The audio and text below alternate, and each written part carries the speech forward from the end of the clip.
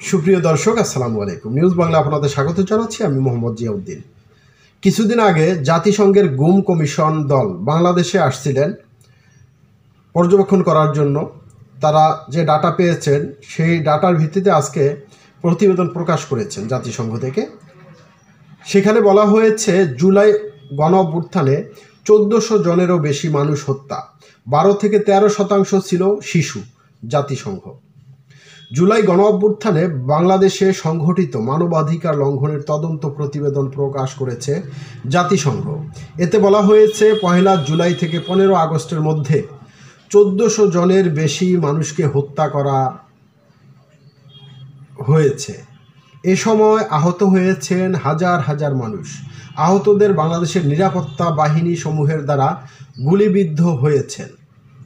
বিভিন্ন নির্ভরযোগ্য সূত্র থেকে প্রাপ্ত তথ্যের ভিত্তিতে মৃত্যুর সংখ্যা জানিয়েছে জাতিসংঘ। প্রতিবেদনে বলা হয়েছে নিহতদের মধ্যে ১২ থেকে ১৩% ছিল শিশু।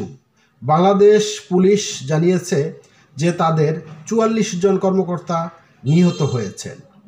প্রতিবেদন অনুযায়ী বাংলাদেশের সাবেক সরকার এবং নিরাপত্তা ও গোয়েন্দা সংস্থাসমূহ আওয়ামী লীগের সঙ্গে সংশ্লিষ্ট সহিংস উপাদানগুলোর পাশাপাশি গত বছরের ছাত্র নেতৃত্বাধীন বিক্ষোভের সময় পদ্ধতিগতভাবে গুরুতর মানবাধিকার লঙ্ঘনের ঘটনাসমূহের সাথে জড়িত ছিল।